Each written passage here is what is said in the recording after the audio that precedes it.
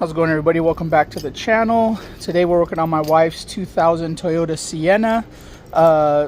It started acting up where the remote lock doesn't work, and also none of the interior lights work.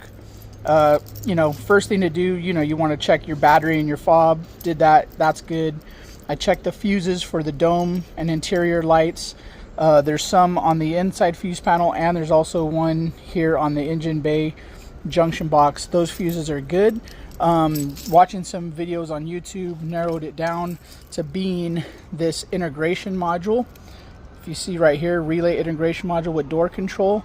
So what this thing does is I believe it receives the signal from the key fob, and it activates your door locks and controls all your interior lights. What I did, this is the new one that I bought off of eBay. It's like a used one.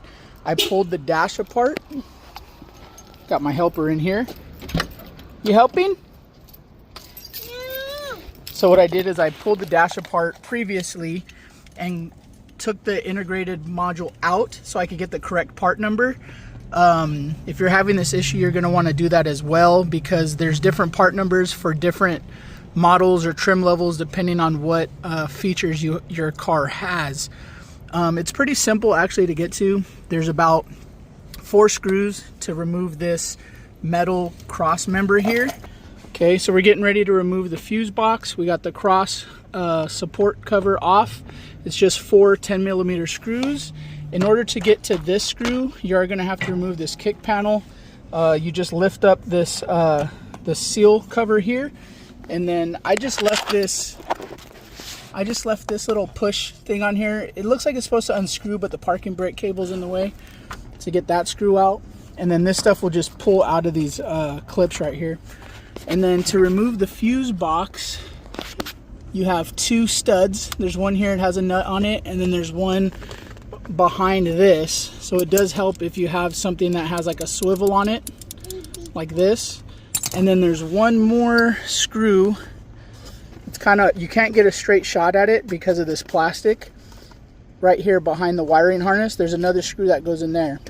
And once you do that, you should be able to pull this fuse box down, but in order to get it down far enough, you need to disconnect all these connectors.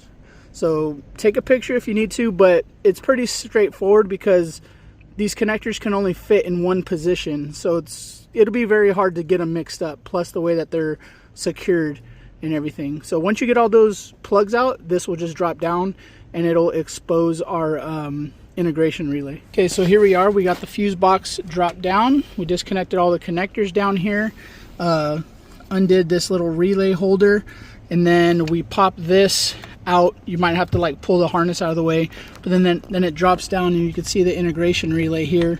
At this point, if you're just trying to get the part number off this relay, this is as far as you need to go. If it's like me, it took about a week to get it on eBay. I don't think they sell these new anymore. So the only options are to get them used or to get like remand ones. The used ones go for about $70 to $100, and then the remands are about $300. So the one I got was a used one. We're hoping that it works. But again, if you just need to get the part number, you could read it right here. Okay, 08020.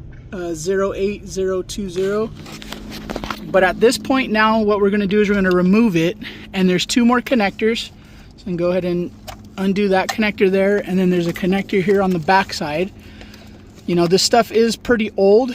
It's 25 years old or more, so just take your time, go easy with it. This plastic stuff tends to get kind of brittle, so just take your time. Even if you want, you could disconnect your battery just to ensure that you don't short anything out. So now that we got that unplugged, what you're going to do is there's 2 tabs here. I'll probably show you on this new one. Okay, there's these 2 locking tabs right here. There's one here and one here. And the way how this integration module works is there's this tab. It has to go in, and then it snaps down into the fuse box. So it goes in here and then snaps down and catches on these 2 tabs, and then you plug in these other connectors. So we'll go ahead and do that. So it's good, you know, get yourself a pocket screwdriver. And again, just take your time. I'll try to get you guys in here while I'm doing this. You just pop that guy up and then give this a little pry. Try a little bigger screwdriver here.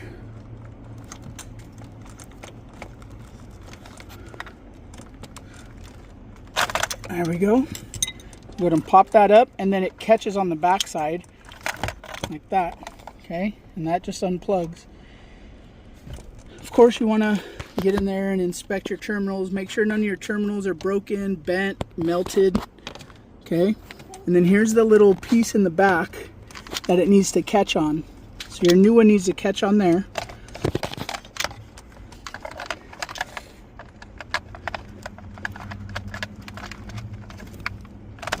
Okay, and then it snaps into place like that. I'm gonna make sure this thing doesn't pop up on you. Okay, now you just do the reverse. Put your connectors back in. Put this back into place. You can reconnect everything before you bolt it in just to make sure that it works. And I think that's what we're gonna do. Okay, so here we are. We got everything back in right now, just plugged in. We haven't bolted up this yet. I did plug in our relay here, but as you can see, we got interior lights again. Okay, also too, what wasn't working were the power locks. So we got power locks back. Also too, we'll check our power locks here. See, they're working.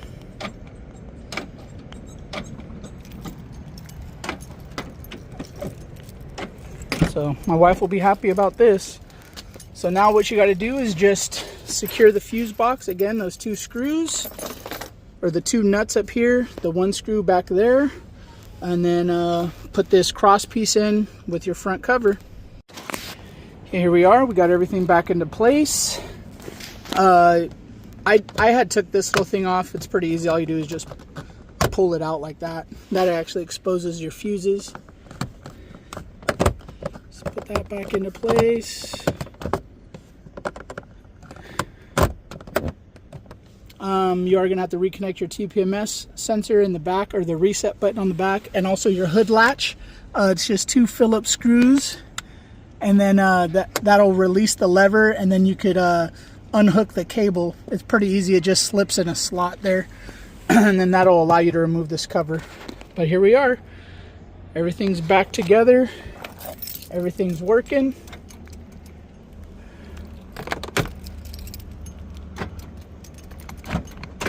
All right. Thanks for watching, guys. Hope this helps.